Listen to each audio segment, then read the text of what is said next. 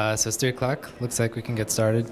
Um, hi everybody. My name is Eugene Belinsky. I'm a software developer at Software for Good. And I'm going to talk about general tips for personal privacy. But I'm not going to cover everything. So if there is something you want to ask about, feel free to just raise your hand and ask it whenever during the presentation, beginning, middle, at the end. I'm going to do like about 20-25 minutes of slides, and then the rest of it can be questions. But again, feel free to ask questions whenever.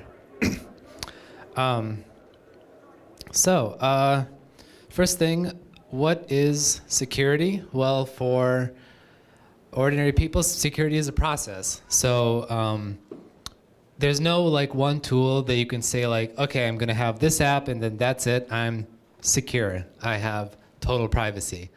That's not exactly the way it works. And when you're considering security, you have to think about your threat model, as in, what are you protecting yourself against? What are the potential ways your privacy could be violated? So I've done this talk about 2 times, but this time I'm going to try something different. I'm going to start off with talking about a couple of practical scenarios, and then I'll go into some more tips. So,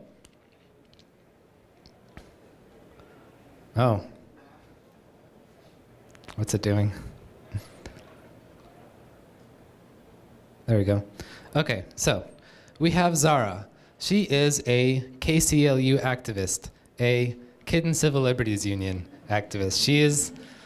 She's working to protect the the civil rights of kittens, but there are some people that are not in total favor of that. So let's say hypothetically, there's someone named Officer Stanek who wants to get in on this and understand what they're doing, what they're preparing, what Zara is talking about with her fellow activists. So he wants to read her text messages. So he's going to use a stingray. Well, the other kind, this kind of stingray. It's a device that, in certain cases, can be used to de-anonymize data sent from your phone, and that could include SMS messages in some cases. And of course, there's other ways to get access to that data. So if Zara wants to protect herself from that kind of stuff, what should she do?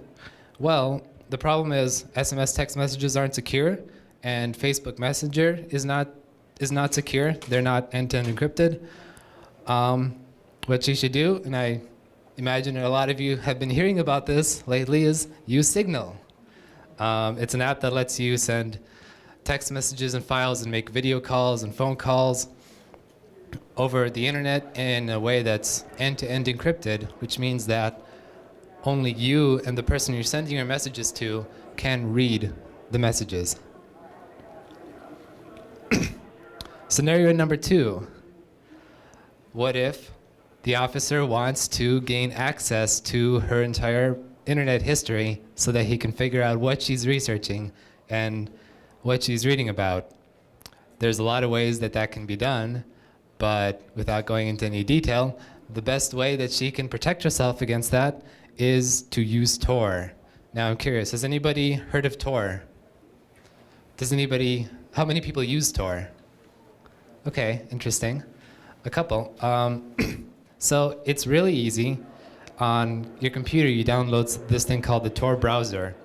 It acts just like a normal browser on your computer, except everything you browse through the Tor browser can't be logged by your ISP, and it can't be read by anyone except you. That's especially important now because, as some of you might have heard, there's a new law that's being proposed that could let ISPs sell your entire internet history to advertisers and to anybody that wants it without asking your permission or without telling you. On Android, you can use, there's a version, Tor is called, there's 2 apps, Orbot and Orweb, that work well together. And on iOS, there's a app called Onion Browser. And Tor browser, Orbot, Onion browser, these are all free, so you can just go on the App Store and get them for free. Ooh, very janky.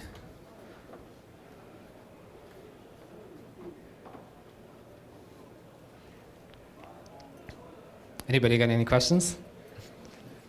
What was the Android? What were the Android ones? Can you back that slide up now? Yeah. The Android ones are Orbot and OrWeb.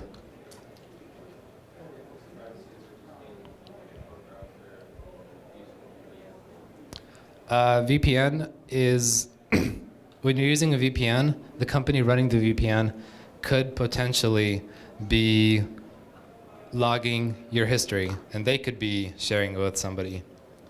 And you're never really quite sure if that happens. When you're using Tor, by default, nobody knows what your history is, because you're using, your internet history is being routed through 3 different nodes.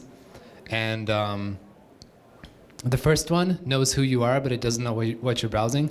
And the last one knows what you're browsing, but it doesn't know who you are. So unless both of those servers are being run by the same entity, then there's usually no way of matching that stuff up.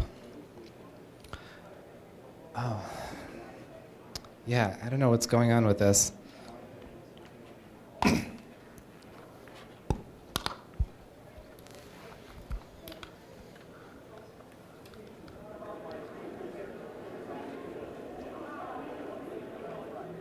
That's not good either.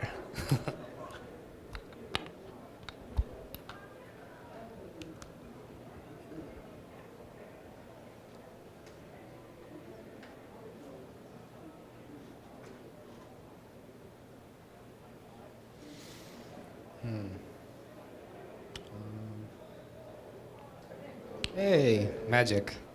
Okay. Scenario number 3. What if the officer decides that he's going to get access to her text messages and data by confiscating her devices, which is a common scenario. Who can guess what you got to do to protect yourself from that? One word, it's encryption. Password, yes. So always use a passcode on your phone. 6 or more digits for a passcode is good. iPhones are encrypted if you have passcode. On Android phones, sometimes the encryption is not turned on by default, so you have to turn it on. And it gets kind of complicated, but basically, if you have a passcode on your phone and encryption is turned on, then then nobody will be able to gain access to the contents of your phone unless you give up that passcode. Yep. If your phone is protected by the fingerprint reader, like a lot of the iPhones are, Yep. you can legally be compelled to provide the fingerprint, but Yep. not legally compelled to release the passcode. Yeah, that's a good point. So, yeah, he was just saying Touch ID can be used if you have like a fingerprint reader, you can be compelled to give up your fingerprint. That's true. Also, it's possible you may be compelled to give up your passcode in some cases.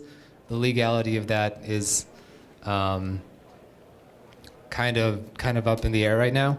But yeah, definitely with your fingerprint. The best thing you can do for that is if you're in a case, I didn't touch it.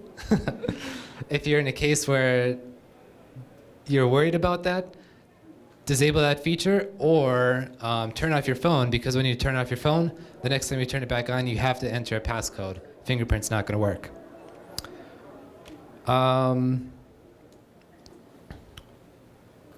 Okay, so some more tips. When it comes to passwords, for your online accounts, if you want to, for really good security, don't use the same password multiple times. And the easiest way to avoid that is using a password manager. I personally use 1Password and KeePassX. Those are really good options. And LastPass is an option out there as well. Yep. It depends. It could be on your local computer if you're using KeePass. If you're using 1Password, it's stored remotely, and it's encrypted with your master password. Where do you protect it? Oh. You save it with 1Password, you save it with The 1Password stuff is remote, and the KeePass stuff is local. When it comes to encryption on your computer, usually that's not on by default, but if you want to keep the contents of your Mac encrypted, then you can use a thing called File Vault. It comes with your computer. You just have to click a button to turn it on, and when you have it on, if someone who doesn't have the password can't get access to your computer. On Windows, it's called BitLocker, and it should be easy to turn that on as well.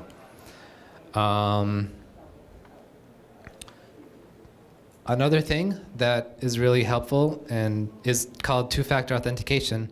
Basically what it means is when you're logging in on a computer, when you're logging in an account, you need two things. You need a password and something else to be able to get into your computer. Sometimes that means a text message. Sometimes that means a code from some authenticator app. And you can turn two-factor authentication on a whole lot of different services, Google, Apple, as of last week, Instagram.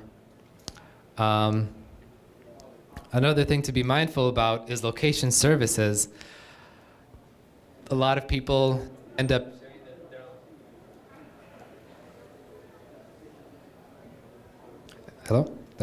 end up sharing their location with all sorts of apps. Like you see that little button, hey, do you want to share your location with Facebook? Do you want to share your location with Uber? But when you do that, they potentially have access to your location 100% of the time. They could be logging that location. So be mindful about what apps you choose to share that with.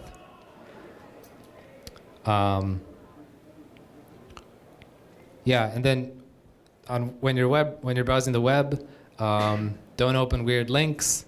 And there's 3 browser plugins that I recommend. One is called Privacy Badger, and it protects you from tracking ads and web trackers that log your internet browsing and serve you up ads based on your internet browsing. Another one is HTTPS Everywhere, that defaults to a more secure connection whenever possible on each website. And uBlock Origin is a great general purpose ad blocker that blocks all ads because there's a case to be made that no ad is useful to you. And of course, use Tor. Further readings. The tips from the slides can be found in the first URL. And then I really recommend people look into EFF Surveillance Self-Defense Guide and Privacy for Kids booklet, if it comes back up. So, any questions? Oh, sorry, yes. The browser plugins you just mentioned, are those for all major browsers, or are those for Chrome, or? So they are Privacy Badger and HTTPS Everywhere are for Firefox, Chrome, and I believe Internet Explorer. I don't think they are for Safari, unfortunately.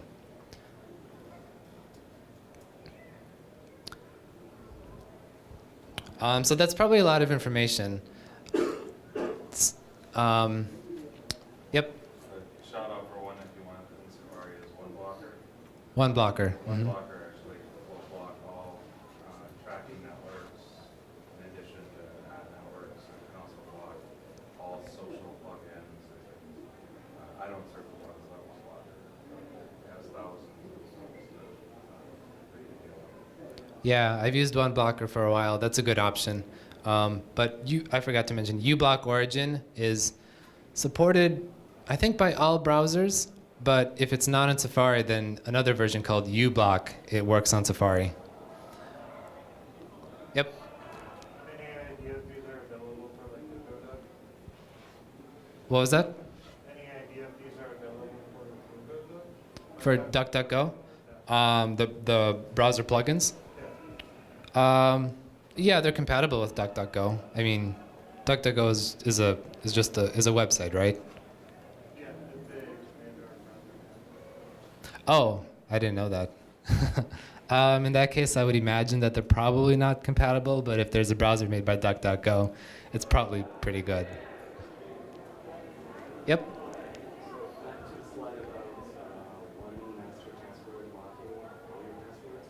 Yeah. Does that make that password more valuable if you were a value target for hackers?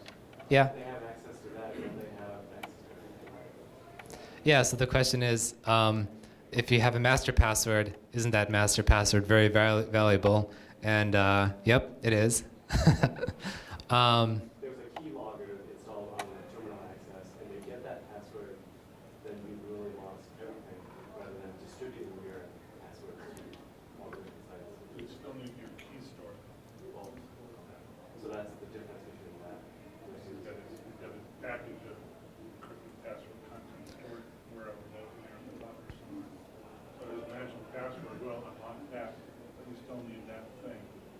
Yeah, yeah. So exactly, if you have to have the master password and obviously like that file that has the database with all of your passwords. My guess is if there's a keylogger in your computer, there's probably some software that can extract that as well. So just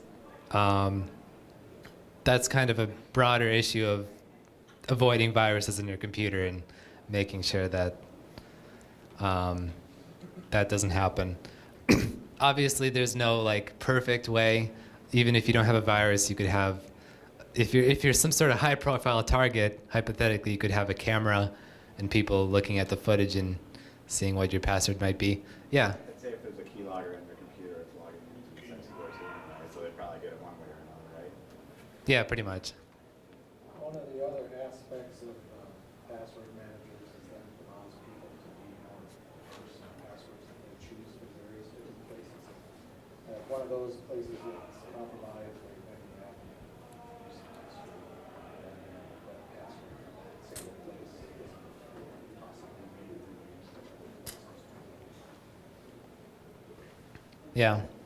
Did someone? Yep. And then just to kind of add an extra layer of security, I don't use 1Pass or KeyPass, but I know LastPass and Dashlane also have two-factor authentication options turned on as well. Cool. That you can't turn on. So LastPass and Dashlane have two-factor authentication. Yeah. That's good. And then Dashlane has an extra feature where you can have assign one user, just say like one data, or ABC passwords to that person. Mm-hmm. Yep. If you wanted to be really crazy, I tried this with just starting a new medium, is you can also set your master password to something that you don't know by using something like a YubiKey, where you plug it in a USB, you press a button, and it generates the same sequence of like 200 random characters, and then it requires you to have that. I personally wouldn't do that because I think there's cases where you want to retrieve that information, but if you were protecting something that you were that sensitive to, that would fine. Then you can even keylogger. Yeah. Go.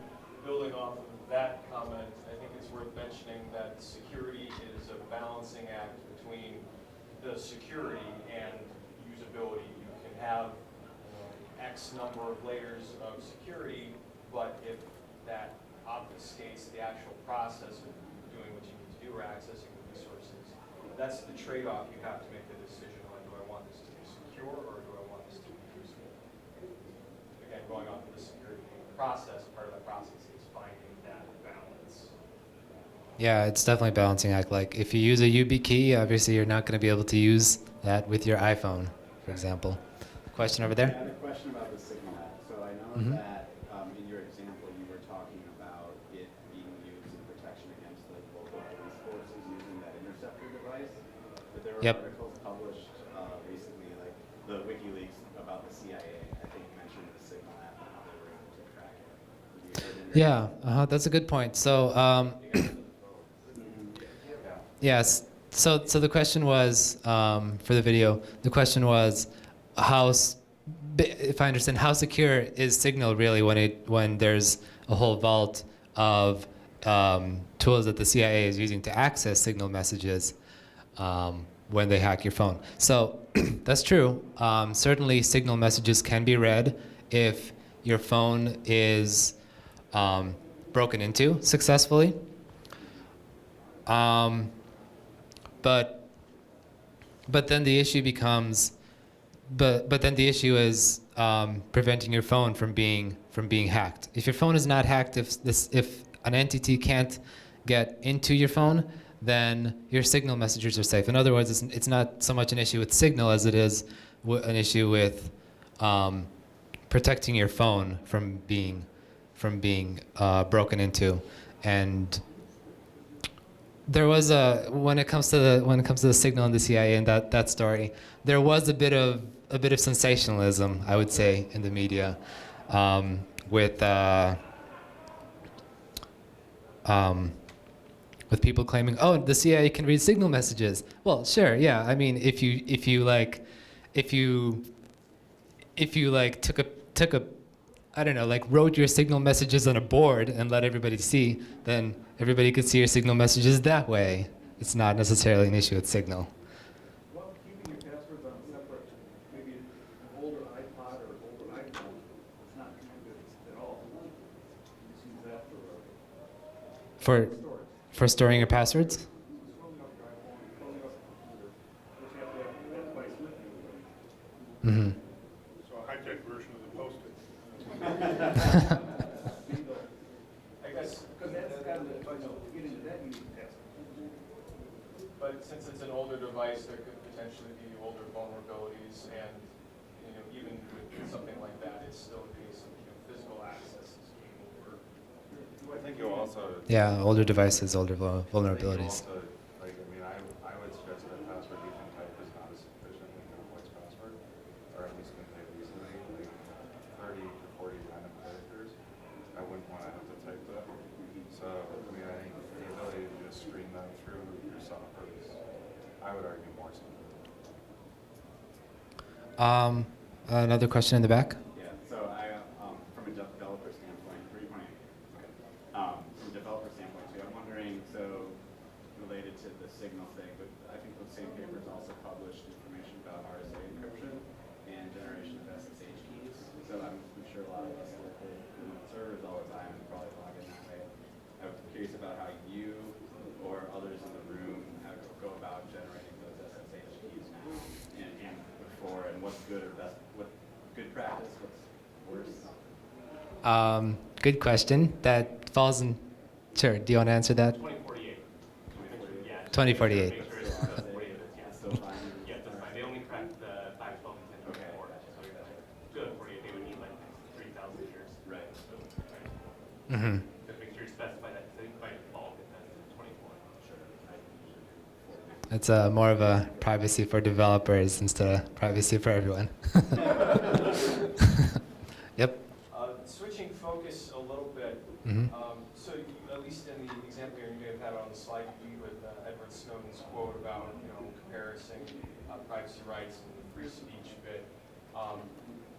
Do you have anything to say on people who disagree with that mindset, specifically those who might think that because you are using privacy tools, because you, for example, let's say you go out of the country and they might be checking devices at the border, so you wipe your device or upload it to the cloud or whatever where they don't have immediate access to it. They see some sort of red flag, oh, this person's trying to hide something, therefore they must have something to hide, versus you should have the right to pick and choose what you give to people. Do you have anything to say on how using privacy tools makes you a target, how to combat that mindset? Anything to say on any of that? Yeah. So the question was how to combat the mindset that going the extra step and doing all these things to protect your privacy can be seen as an indicator that you have something to hide. I guess the answer to that is realizing that, yeah, everybody has something to hide. Everybody has some information that you don't want somebody to know. You may not want your entire medical history to be out in public. You don't want every article you searched up on Wikipedia to show up as if it's like your Facebook timeline or something. And second of all,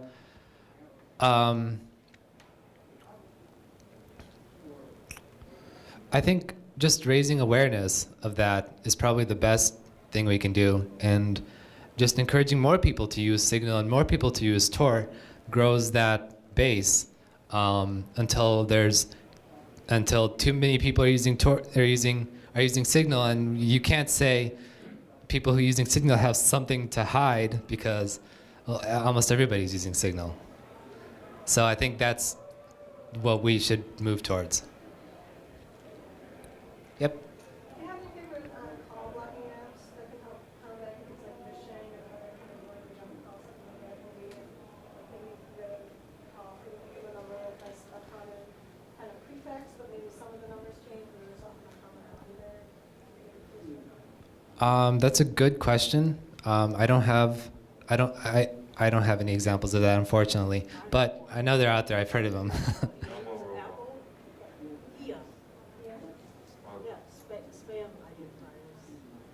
How do you spell that? No what? There's one called Nomo Robo. Nomo Robo. Cool. Okay.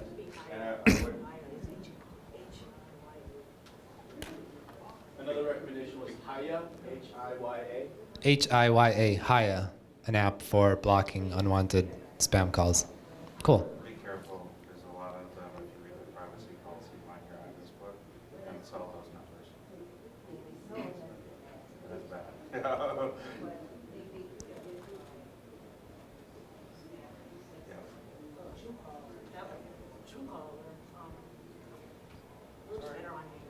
What was that third one? True caller. That might be the same thing you talked about, it might be that, but the thing is, people tell them that it's spam. People show up spam, telemarketer, scam call. If you have Android, Google is doing some of this native play now.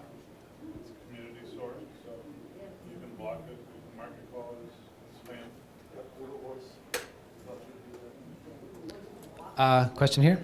If you have AT&T as your service provider, they just turn that on to their network, so you can block it in the AT&T network. And I'll come up and say, my credit card company's calling me to ask me a question. Came up as possible telemarketer, so Okay. it works pretty good. So AT&T has that feature natively. Question over there? Yeah, this might be a little bit changing the topic, well, not quite, but I'm thinking about in the cases of our wanting to communicate directly, in the cases that the infrastructure is compromised, the internet, the phone service, like in a demonstration situation where the authorities want to keep the demonstrators from communicating. There, as we know, the government is getting more authoritarian, and they'll just cut. There are a number of like half-baked open source projects for mesh networks. Yep. Last I looked, nothing looked terribly complete, or it looked like it had commercial ties, which to me kind of defeats the purpose. But do you know anything about the state of those projects? And I mean, we need to get a fire under that so that we have it. Yeah. Yeah, I hear a lot of people talking about mesh networks, but not a whole lot of people actively doing stuff. There used to be sort of a mesh community in Minneapolis. The state of that is kind of in hibernation mode, I think. But yeah, certain cities have that more. But I think your sense of it is basically right. As far as I can tell, a lot of MeshNet projects are not really there yet. Probably the best thing out there in terms of things we can actually use is this app called FireChat, if anybody's heard of it. It lets you send text messages from device to device directly using your Bluetooth connection. And if there's a lot of people doing that in a big group, then you can basically text people without cellular reception at all, which is pretty cool. But even that has been kind of lagging. Has a couple of bugs in it. Doesn't really quite work. But yeah, I'd really love to see more work, and I'd really love to see that really taking off soon. Yep. I was just wondering if anyone here has any opinions on things like TrueCrypt, if it was abandoned, but that versus something like FileVault or BitLocker kind of Mm-hmm. Nope. It's a.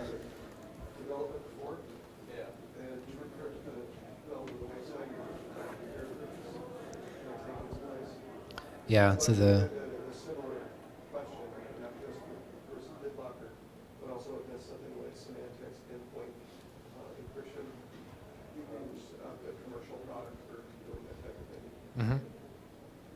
Semantic endpoint encryption.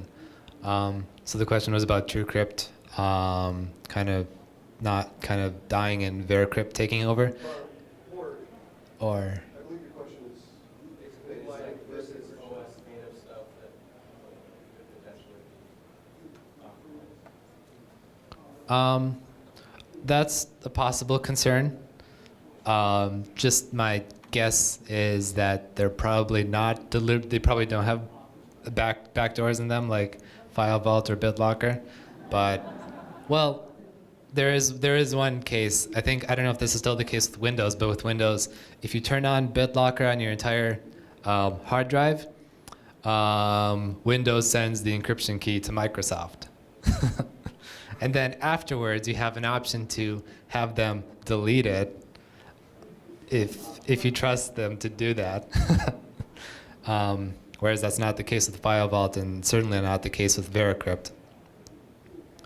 I'm just curious, how many people want to say they use Signal in this room?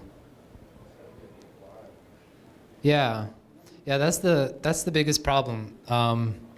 Using Signal, if you're gonna text somebody on Signal, they also have to have Signal. I was just curious. Any other questions?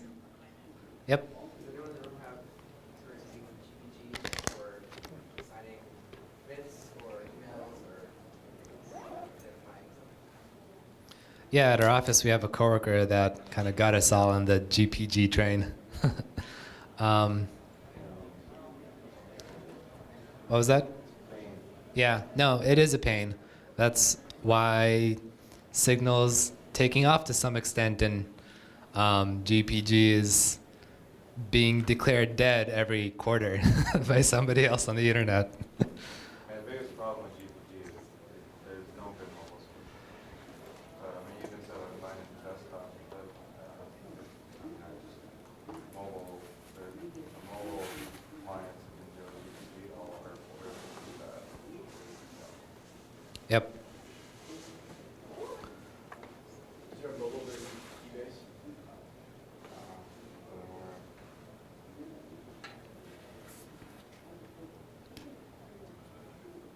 Yep. Just looks like there's a lot of security-minded individuals in the room, and just wondering if anything has come up with anyone else in terms of just any sort of like programs or precautions that you can take that haven't been mentioned yet.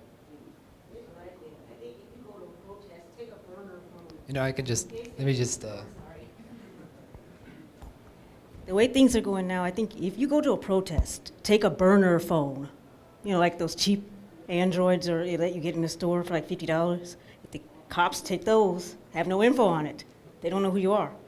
Instead of your real phone that they've been confiscating lately, that's what I think. yeah, and you're probably going to be pretty sad if the cops take your $700 Android phone or iPhone and don't give it back. Yep. Everybody's, all those protesters they arrested, Mm-hmm. now they're claiming to crack all those phones. Crack Yeah.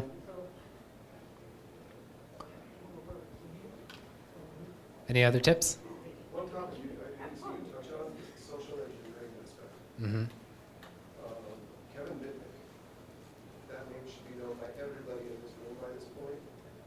He pretty much made his career off of social engineering. What recommendations do you have for people to value that?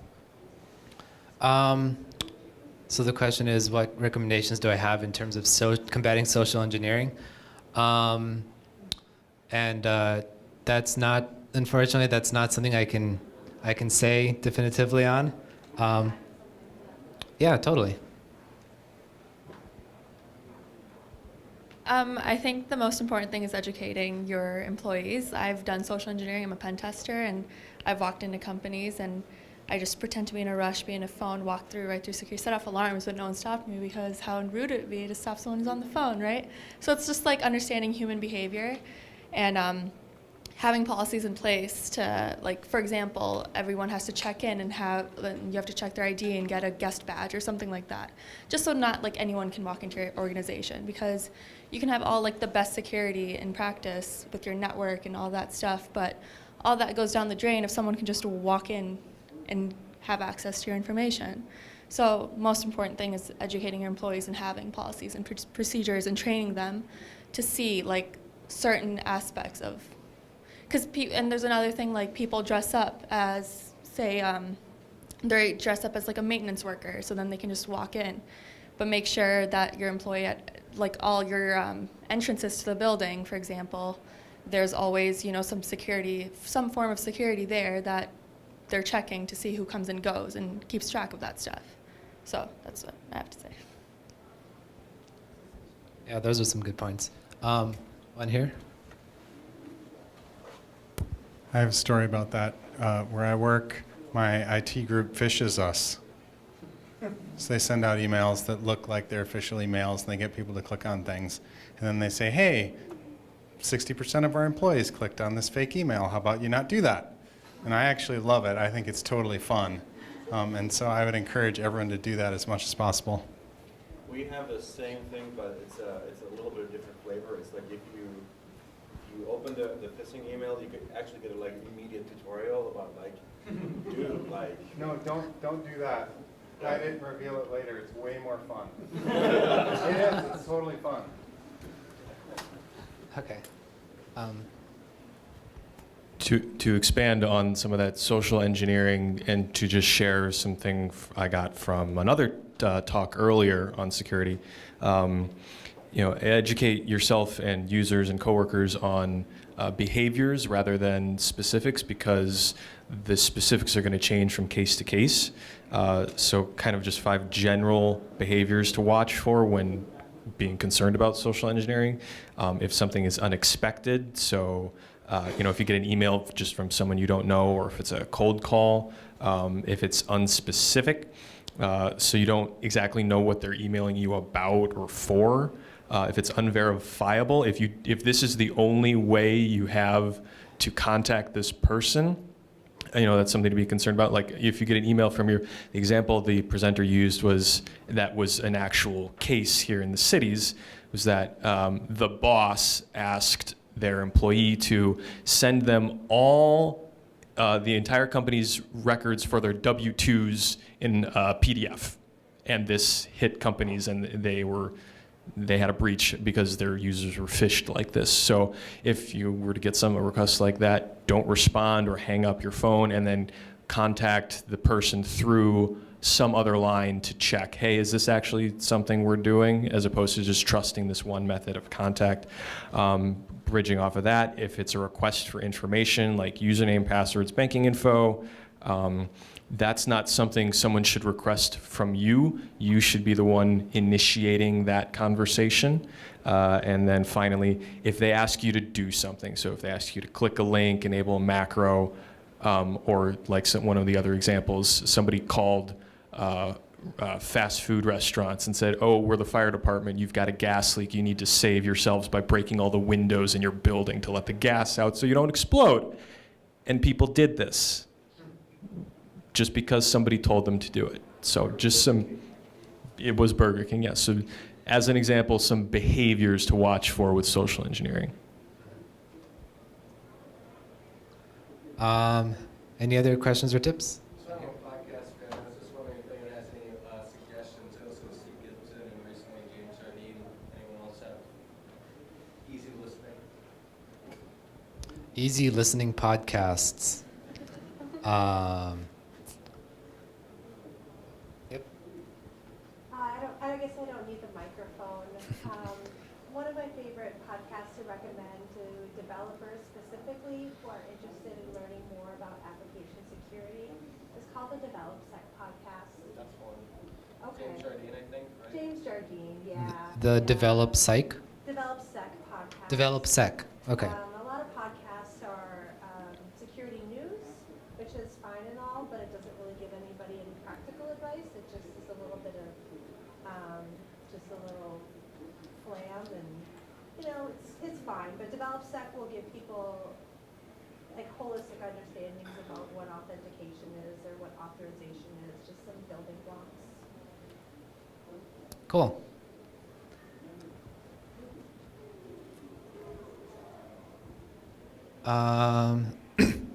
So any other questions?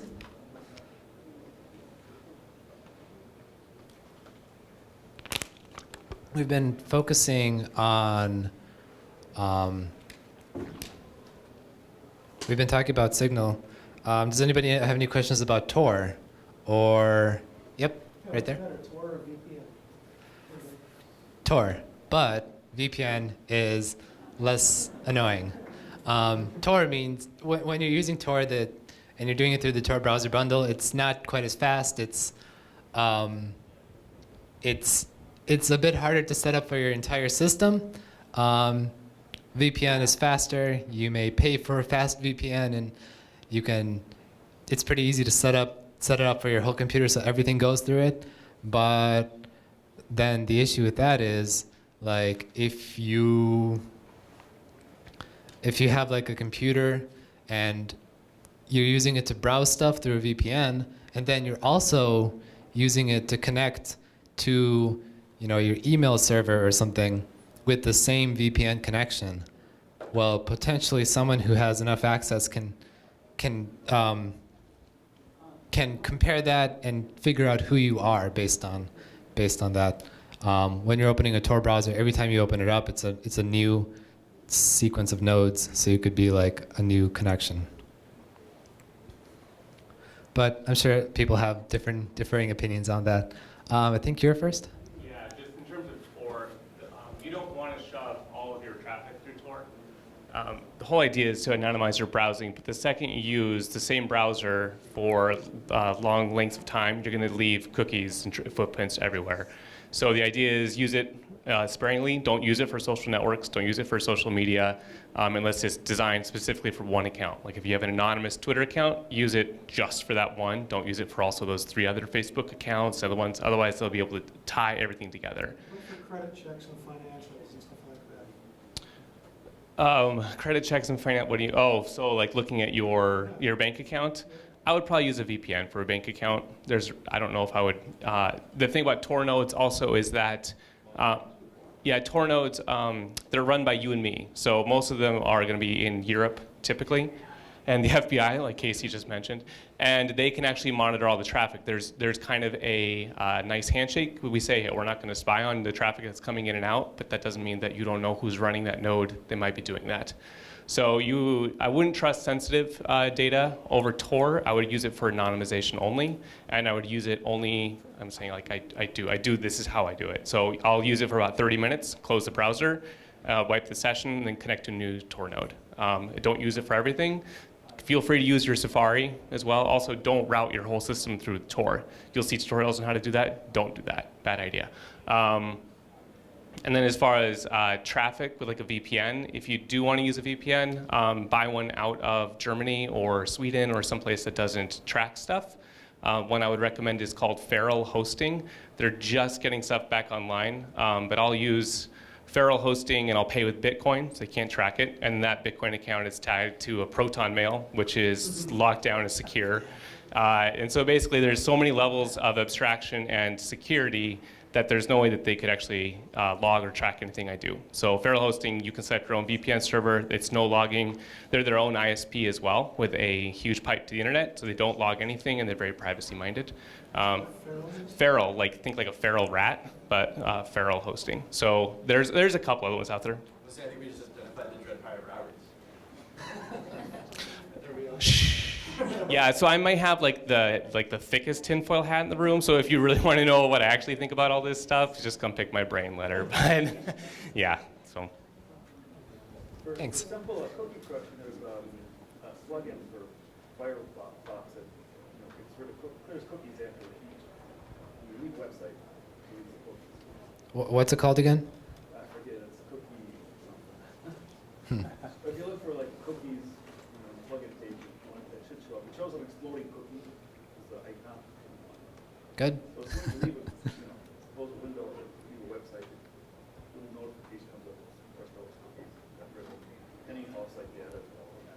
Uh-huh. Or on-site or wherever. And so just a reminder, you can there's Tor through the Tor browser on your computer, but on iOS there's an app called Onion Browser, which is really good. Uses Tor, and on Android there's Orbot and Orweb. Question here? Well, it's more about getting the word out, talk with people about security.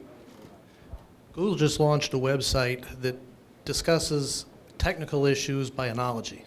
And I wish I could remember what it is, I don't. But I really like their entry on two-factor authentication. It likened it to Cinderella. It says, the prince knew where all the girls were at midnight, but until he fit the slipper on. But for people who don't understand technology, examples like this might actually get the news across to them, to get the idea across that we need this stuff.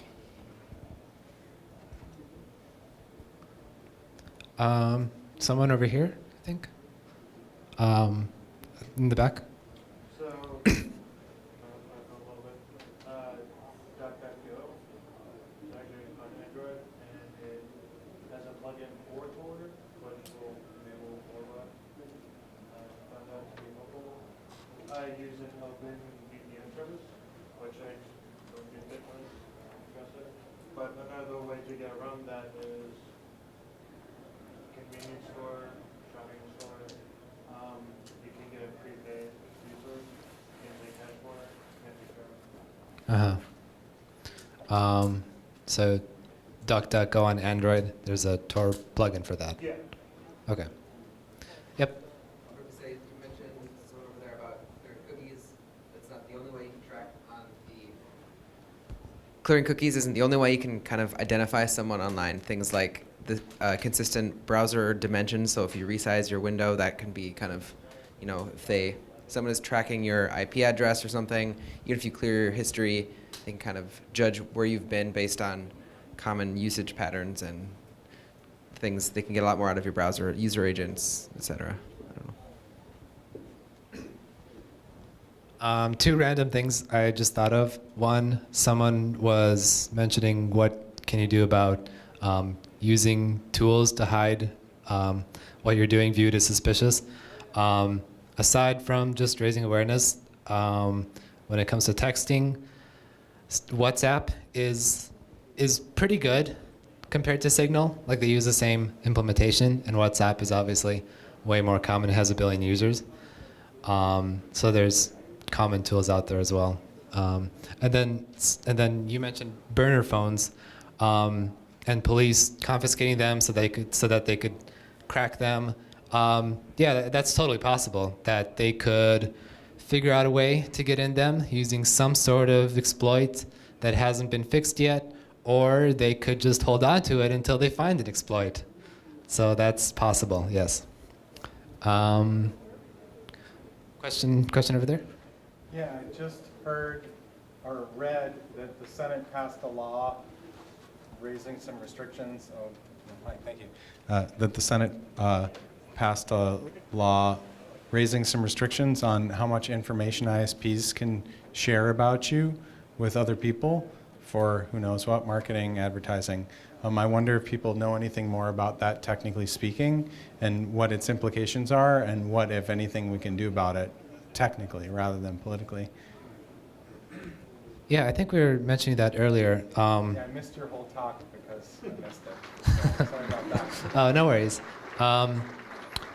Technically, what you can do is if you browse through Tor or through a VPN, then your ISP does not know what specifically you're browsing. So the information that they want to sell to advertisers is going to be pretty useless. Eugene? Yep. I think it's worth noting that that law that they just actually repealed the law. That law actually wasn't even in effect. It wasn't even going to go into effect till I think December this year. So nothing is actually changed as of today. They actually haven't repealed it yet. So the Senate passed it. The House still has to pass it. If they do, it just means that it's the same as it is today. So you should still be thinking about using a VPN if privacy is of concern to you. Period. It's not like suddenly in December you need to start using it. Use it today and yesterday. And do we know of marketing Yeah, or exactly. advertising purposes that ISPs, like, has Yes, this actually they're selling happened? your information. So, as an example? Comcast is definitely selling your information. To whom, for what? Facebook marketing, tracking websites. You ever feel like you go to Amazon and suddenly that same thing you were looking on Amazon appears on 20 other pages? A lot of that is pulled from the ISP, actually. I see, not from cookies. There are super cookies, but ISPs are doing it.